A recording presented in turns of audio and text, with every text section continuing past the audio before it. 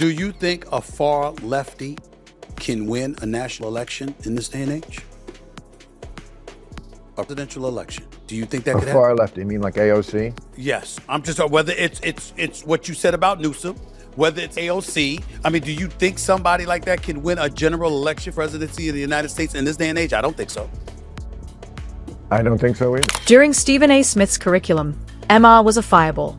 He criticized the woke crowd, Hollywood, and Democrats for staying in their echo chamber and ignoring truth.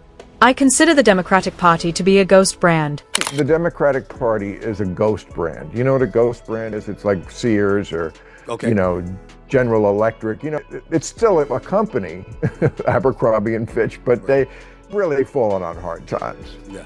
But they've been around for a long time. So there is value in, it's an asset, right? Because there are still people who know of the company, and if you could have somebody take it over, who's not sentimental about that company and, relaunch it, rebrand it.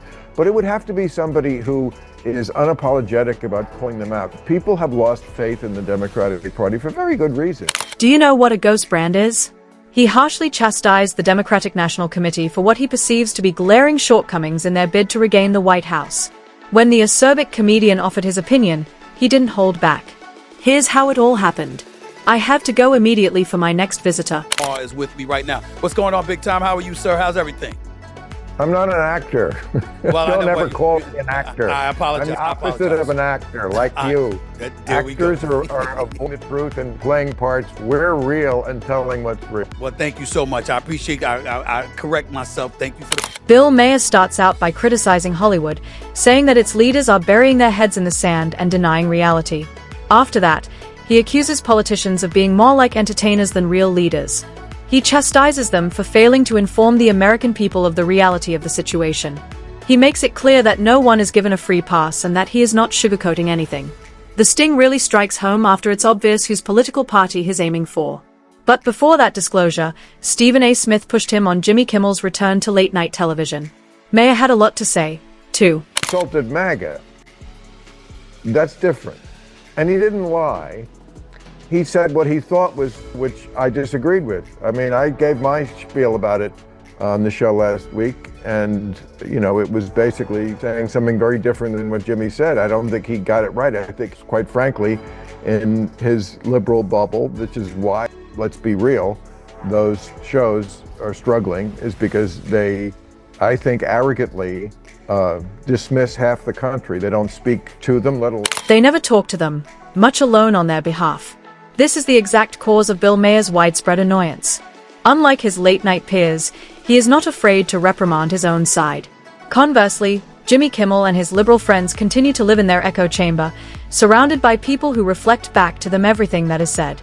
More than 95% of their visitors are fanatical leftists repeating the same message, while conservatives are either ignored entirely or substituted with conservative Republicans who won't stir any trouble. The twist is in this place. There is a problem with the formula. Their concerts are losing cultural momentum because they have alienated half of the country. By suppressing the voices that may have added authenticity and unpredictable elements, the edge that once made late night significant has been lost. Maher presents a compelling case by exposing liberals' actual ideologies. Conservatives are rejected by them as being stupid, outdated, and utterly unconcerned with human life. In the liberal bubble, it had to be someone who was also MAGA, who shot a MAGA guy. My piece was just about how you can't even try to make sense politically of a lot of people who committed these political atrocities, because they're just crazy, and I wish it was politics. That would make it a lot easier. It's actually nihilism. They don't believe in anything. They argue that MAGA members are illogical extremists who lack common sense, are unreasonably angry, and cannot be trusted in any serious conversation. They are unable to shed that haughty stereotype. Therefore, when Jimmy Kimmel hastily gave the culprit the MAGA designation, there were no facts or supporting proof. It was reinforcing the liberal narrative that conservatives are dangerous, irrational, and always guilty. He is convinced that just because someone has a different opinion, they shouldn't be hushed, prohibited, or eliminated. Politically, they just want you to hurt like I do. And that's where Jimmy had a different take. He's allowed to have a different take. He's allowed wrong. Some of this stuff put out there, and then it becomes like the narrative. He lied. He didn't lie. His take was just wrong, in my view. And he didn't insult the person that they were worried about getting insulted. And on that score, yes, I mean, I've been always clear about what I think about it. There's no quarter for people who forgive any kind of political violence. Once you start with, yeah, but what he said was terrible. I don't care. Irrelevant if you think whatever you think of it. We don't. He argues that the cornerstones of America are free speech, unfettered debate, and the capacity to face one another without fear. Instead of putting people to death for disagreement, we sit down, discuss, and react with facts, logic, and common sense. He warns that democracy thrives on friction between opposing views rather than homogeneity. If we lose it, we lose what makes America what it is, Maher says. What were your thoughts on all of that? Trump isn't really accomplishing anything. He seems to be the real deal. No staged performance intended to mislead, no disguise, and no hidden script are there.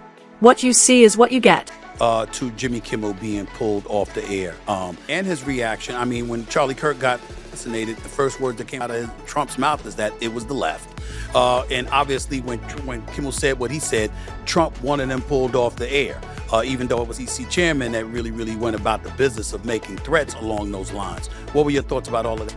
The left, on the other hand, has media stars and paid politicians who live on fakery, vacuous pandering, and contrived theatrics. To get praise, they use well-practiced language, but they never risk telling the truth. Maher's case has taken a serious hit.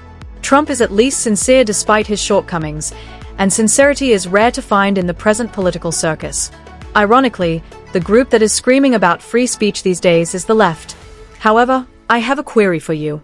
Let's be truthful. Long time. You always know he's going to go 100 miles an hour in that direction.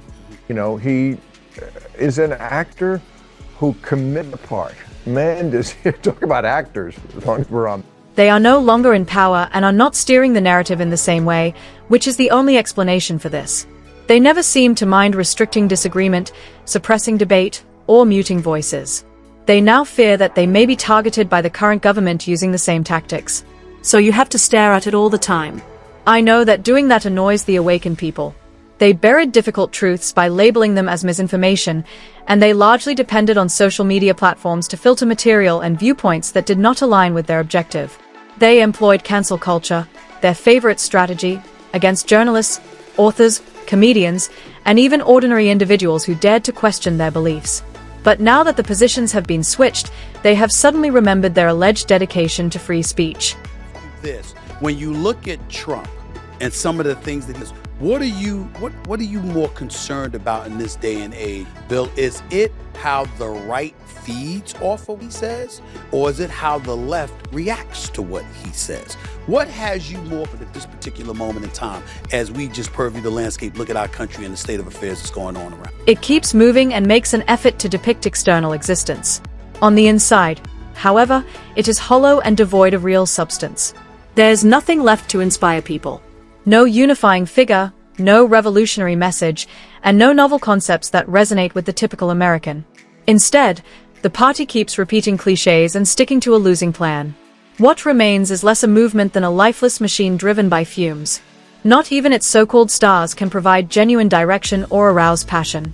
The Maher's warning is serious. Unless they awaken from their zombie state, Democrats are more than just on the verge of extinction. The threat of extinction is imminent. Well, I love it that you always, like what you were just saying before I came on about free speech, and you said, well, to be honest, the left sort of courted this a little bit. They weren't exactly champions of free speech. So you always have to look at that. I mean, I know that the woke people don't like. Maher is a little inconsistent here, but it's hard to fault him. Bias is unavoidable and obvious. Gavin Newsom. Maher openly backs, defends, and even cheers on the California governor. He does not, however, go so far as to support Nwomi as a contemporary presidential contender. And that hesitation speaks volumes. You can't call Nwomi a Democrat. He is connected to the same organization that hindered the DNC's expansion. They've really fallen on hard times. Yeah. But they're around for a long time. So there is value in, it's an asset. right? If you could have somebody take it over, relaunch, rebrand it, but it would have to be somebody who is unapologetic about calling them out. People have lost faith in the Democratic Party for good reasons. You're the only one I hear who doesn't look like he cares what the other Democrats will say about it. I don't care. I really don't. Right, I know. I don't give a damn what they say. I really don't. The gloss seems to be becoming more and more tarnished due to his record in California, increased homelessness, rising taxes, and companies running away. As a result, even one of Newsom's most devoted followers struggles to persuade others that he is the best candidate to revive a Democratic Party that is in decline. Not quite yet, anyhow. While AOC and Zora Madani may inspire Gen Z, many Americans see them as loud voices advocating unrealistic, lofty ideals rather than leaders offering workable solutions. California Governor Gavin Newsom, did you not? I love him as a candidate. Yes, I mean, you're right. He's not exactly what I'm describing now. I think he'd be a great candidate. He has shown in recent months the ability also to move to the center. He would have to do it a lot more. But as a candidate, he looks great.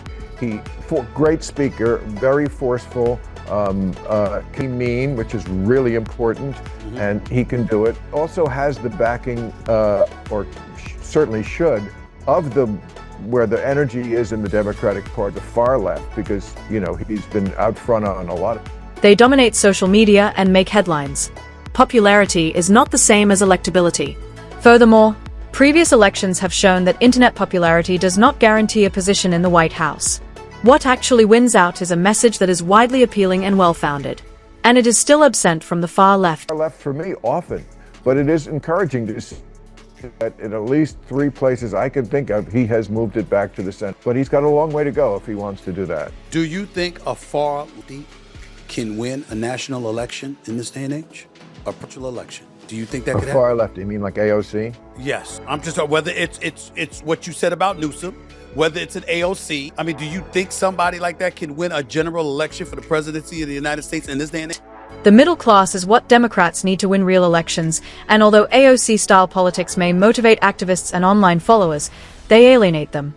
If the party is to survive, it must emerge from its ideological shell, begin engaging with centrists, and perhaps attempt to win over some conservatives. Politics is about forming coalitions, not echo chambers, and isolating oneself with purity tests only results in collapse. I mean, that's, anything is possible, and possibly would excite a certain group of people who have not voted. And what if 80% of Gen Z voted? Could then a Mondami-like candidate? And I guess so, but I'm not expecting that to happen, and I don't think it's the smart bet for the... In order to stay relevant, they must reconnect with ordinary Americans, address their concerns, and show that they are capable of practical governing rather than just intellectual leadership. Otherwise, Democrats will keep handing seats to opponents who know how to win over the majority. A grim lesson is provided by the Maher's critique. Article in the Atlantic this week about Democratic leadership saying the Democrats should change course away from the far left. Not doing it. They should all read that article. And to me, not doing it, they're not paying attention to what's going to win. They just want to vent. I'm listening to Jazz Market. I'm like, that verbiage ain't going to work. AOC could win the Senate seat and take it from Chuck Schumer in New York City, but that's not going to win a general election. So he might win the mayor seat in New York City, and Trump and his acolytes be scared to death that it's going to permeate throughout the country because of what happened in Minnesota, what's happening in New York City, what potentially could happen in California. That's not the entire country. So for me, I'm very, very worried about the left because you should be focusing on trying to win the midterms, and I don't see that happen. The party has no leader, is trapped in a bubble, and is being undermined by ineffective far-left strategies. If the so-called ghost party doesn't face reality, pull away from the periphery, and win back the trust of the general public, they will get closer to being extinct. That brings an end to today's video. If you like this content, please click the like button and subscribe for more. Thank you for listening, and I'll talk to you in the next.